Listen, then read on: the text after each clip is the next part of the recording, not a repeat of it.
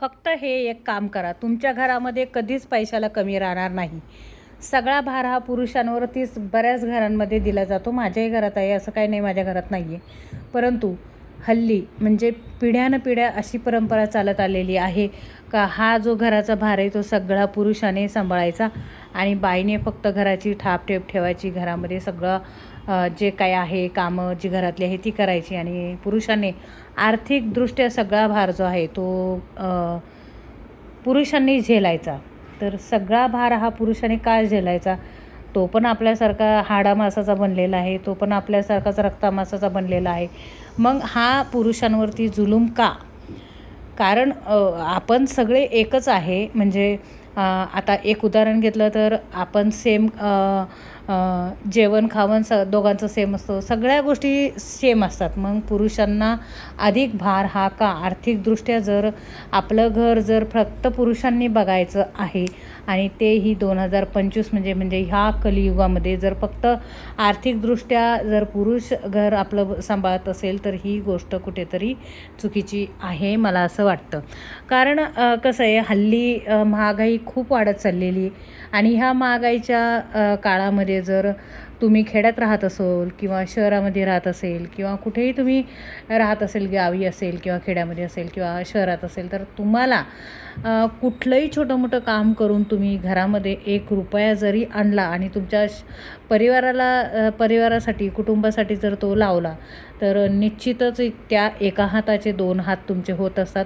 एक माणूस जर घरामध्ये काम करत असेल तर त्या जोडीला 2 माणसं होतात. म्हणजे अगदी 4 आण्याची भाजी जरी तुम्ही सोडली त्याच्यामध्ये, तुमचं जे काही इन्कम आहे त्याच्यामध्ये, असं काही नाही आहे का पैसे कमावण्यासाठी फक्त शिक्षणच गरजेचं आहे, असं काही नाही आहे. खेडोपाडी ज्या महिला आहेत त्या शेतामध्ये काम करायला जातात, काही ब्लाऊज शिवतात, काही वेगवेगळे पदार्थ बनवतात. आता हल्ली जे आहे त्या कुरडया बनवणं, शेवया बनवणं, सांडगे बनवून विकणं, त्याचे पाऊच छोटे छोटे अर्धा किलोचे 1 किलोचे पाऊच बनवून विकणं, ह्या असे व्यवसाय जे आहे ते शेतकरी महिला ज्या आहे त्या करत आहे. आणि मेन म्हणजे काय होतं का आपला घराचा भार जो आहे तो एका व्यक्तीवर येत नाही आणि ती एक व्यक्ती जी आहे ती थकून जात नाही किंवा ती उदास होत नाही. तर आपण जर हातभार लावला आपल्या घरासाठी तर निश्चितच आपल्या घरामध्ये लक्ष्मी जास्त प्रमाणात टिकून राहते.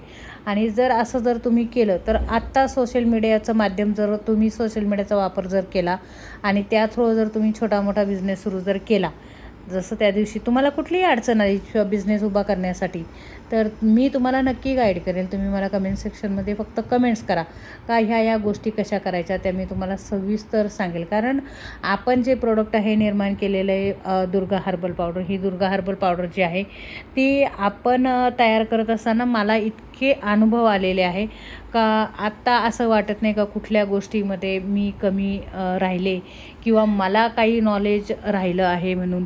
तरी मी नवीन नवीन गोष्टी ज्या आहेत त्या शिकत असते. ओंकार माळीचे मी जे आहे ते सेशन मी 3-3 तासाचे केलेले आहे. कुठलीही गोष्ट एका दिवसामध्ये कुठलीही गोष्ट उभी राहत नाही. मी ₹1 फी भरून त्यांची ₹1 फी असते. कधी बघा त्यांचं कधी सेशन असतं ते ₹1 फी असते. त्यांचं मी हे केलेलं आहे, सेशन केलेलं आहे. 3-3 तासाचे मी त्यांचे सेशन केलेले आहे ते. आणि त्याच्यामध्ये मला जे शिकायला मिळालं ते मी त्याच्यातून बऱ्याच काही गोष्टी शिकले, बऱ्याच काही गोष्टी त्यांच्याकडनं घेण्यासारख्या होत्या.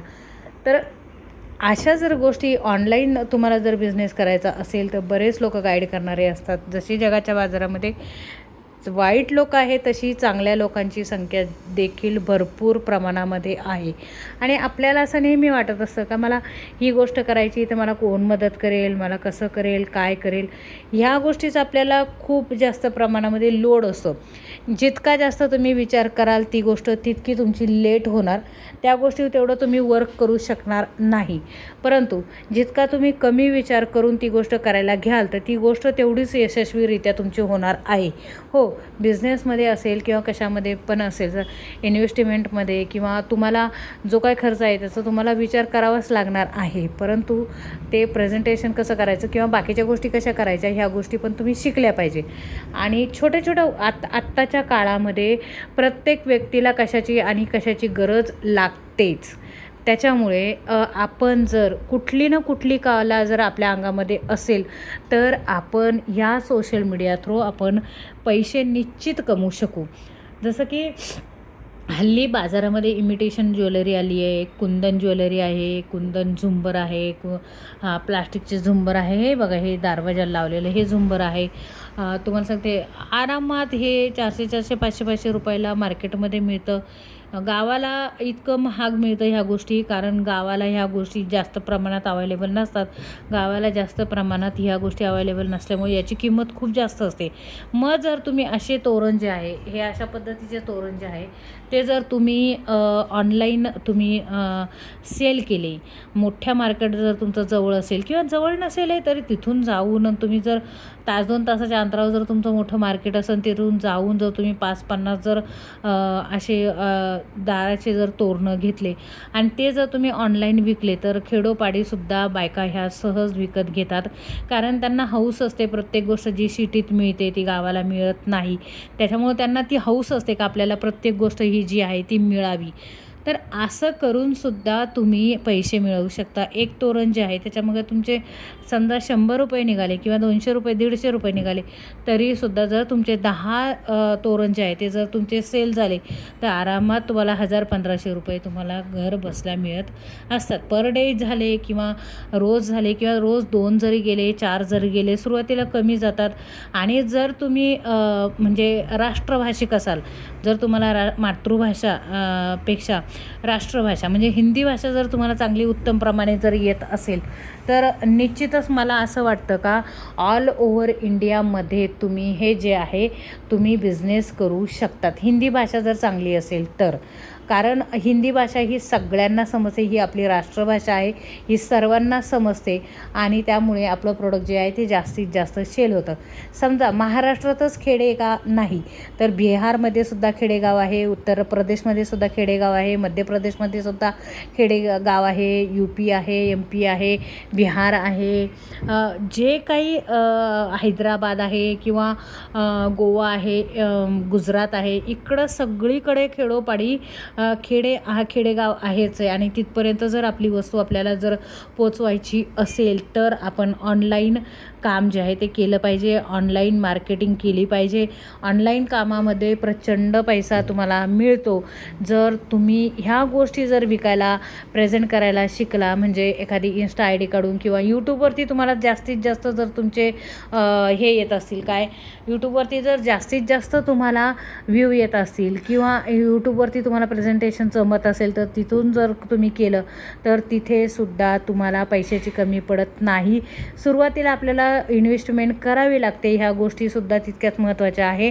कारण इन्व्हेस्टमेंट केल्याशिवाय, पैसा खर्च केल्याशिवाय आपण वस्तू जी आहे ती खरेदी करू शकत नाही. अगदी मार्केटमध्ये, कॉर्पोरेट मार्केटमध्ये म्हणा, मुंबईच्या मार्केटमध्ये म्हणा, उल्हासनगरमध्ये म्हणा किंवा तुम्ही जिथे कुठल्या सिटीमध्ये राहत आहे तिथल्या सिटीमध्ये तुम्हाला होलसेल दरामध्ये खूप साऱ्या वस्तू मिळतात. जर ह्या वस्तू तुम्ही घेतल्या आणि त्याचं योग्य पद्धतीनं तुम्ही पॅकिंग केलं आणि त्याची जर तुम्ही सेलिंग केली तर मोठ्या प्रमाणावर मोठा असा बिझनेस तुम्ही करू शकता. कारण बऱ्याच लोकांना बऱ्याच गोष्टींची गरज असते घरात, म्हणजे A to Z आहे.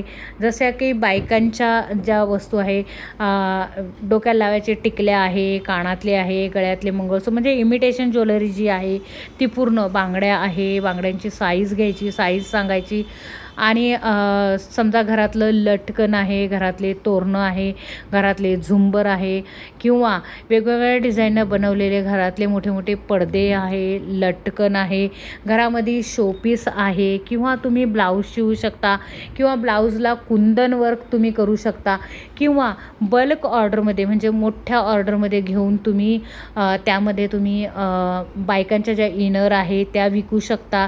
लेडीज इनर तुम्ही विकू शकता, लेडीज ब्रा तुम्ही विकू शकता किंवा स्लीप असतात छोट्या मोठ्या मुलींच्या त्या तुम्ही विकू शकतात, लेगिन्स तुम्ही विकू शकतात, कुर्ती आहे, पॅन्ट आहे, साडी आहे, तुम्ही ह्या गोष्टीसुद्धा ऑनलाईन विकू शकतात. तेही लांब लांबच्या ऑर्डर तुम्हाला येतील, परंतु त्या कशा पॅक करायच्या, कशा त्या तुम्हाला पाठवायच्या, याची जर माहिती तुम्हाला पाहिजे असेल तर मला कमेंट्स बॉक्समध्ये तुम्ही नक्की विचारा, मी तुम्हाला देण्याचा प्रयत्न करेल. बरेच असे होलसेलमध्ये चहाचे कप मिळतात, ग्लास मिळतात, स्टीलचे ग्लास मिळतात, काचेचे ग्लास मिळतात, वेगवेगळे सेट मिळतात. ते वाट्यांचे डिझायनर वाट्या ज्या असतात त्या वाट्यांचे म्हणजे फायबरच्या वाट्यांचे डिझायनर सेट मिळतात, फायबरच्या वाट्यांचे बाऊल मिळतात किंवा स्टीलच्या वाट्यांचे बाऊल मिळतात. जर तुम्ही अशा गोष्टी जर खरेदी केल्या, समजा थोडेफार पैसे त्याच्यामध्ये घातले आणि जर तुम्ही ह्या गोष्टी काही सडणाऱ्या नसतात, ह्या गोष्टीला काही कीड लागत नाही, तुम्ही तशाही ठेवू शकता. डेली तुम्ही व्हिडिओ टाकून त्या गोष्टींचा सेल तुम्ही करू शकता. तुम्हाला ऑर्डर नक्कीच येतात. एका वस्तूमागं जरी 200-300 रुपये जरी तुम्हाला निघाले, समजा 200-150 रुपये जरी तुम्हाला निघाले, त्याच्यामध्ये कुरिअर चार्जेस वगैरे जाऊन, तरी देखील तुम्हाला परवडतं. त्याच्यामुळे फक्त एकट्या पुरुषानेच घराचा भार उचलायचा. कशासाठी उचलायचा? त्यांनी ते काय पाप करून आलेले आहेत का जेणेकरून सगळा हा भार जो आहे तो फक्त पुरुषच उचलेल आणि महिला उचलणार नाही? कारण आजच्या घडीमध्ये इतकी महागाई वाढलेली आहे का ह्या महागाईच्या काळामध्ये आपण जितका पैसा आपण कमवू तितका पैसा आपल्यासाठी कमीच आहे. आणि परिवाराच्या दृष्टीने तर परिवाराच्या दृष्टीने आपल्याला सगळ्या हौस आहे, मौस आहे, प्रत्येक गोष्टीला खूप जास्त प्रमाणामध्ये पैसा लागतो आणि यासाठी महिलांनी पैसा कमवणं खूप गरजेचं आहे. त्यासाठी मी तुम्हाला सांगते का तुम्ही कुठलाही ऑनलाईन बिझनेस जो आहे तो तुम्ही करा. ऑनलाईन बिझनेस करा, ऑफलाईन बिझनेस करा किंवा तुम्हाला कुठलीही कला तुम्ही शिकत असाल तर ती कला तुम्ही अवगत केली पाहिजे आणि त्यावरती तुम्ही वर्क केलं पाहिजे, त्यावरती तुम्ही काम केलं पाहिजे. नुसतं बोलून चालत नाही. तर मी जेव्हा दुर्गा हर्बल कंपनी जेव्हा स्टार्ट केली त्याच्या अगोदर मी बरेच लोक जे माहिती देणारे असे ओंकार माळी सरांसारखे जे लोक माहिती देणारे असतात त्यांचे मी 2-2, 3-3 तासाचे सेशन केलेले आहे. कशी पॅकिंग करायची, कसं पार्सल पाठवायचं, मटेरियल कसं बनवायचं, बाकीच्या गोष्टी कशा करायच्या, मी खूप काही गोष्टी गोष्टी सोशल मीडियावरती शिकलेली आहे. जर सोशल मीडियावर चांगल्या पद्धतीनं तुम्हाला काम करायचं असेल आणि जर तुम्हाला असं वाटत असेल का आपल्याही घरामध्ये 4 पैसे आले पाहिजे, कारण आपल्या मागं तुम्ही जर एक आई असाल तर आपल्या मागं परिवार असतो, मुली असतात, मुलं असतात, चॉकलेटला पैसे मागत असतात किंवा काही वस्तू घ्यायच्या असतात किंवा आपली आवड निवड असते आणि आपल्याला असं वाटत असतं का ही गोष्ट मी घेतली पाहिजे, ही गोष्ट मी केली पाहिजे. तर स्वतःचे स्वप्न साकार करण्यासाठी स्वतःचे स्वप्न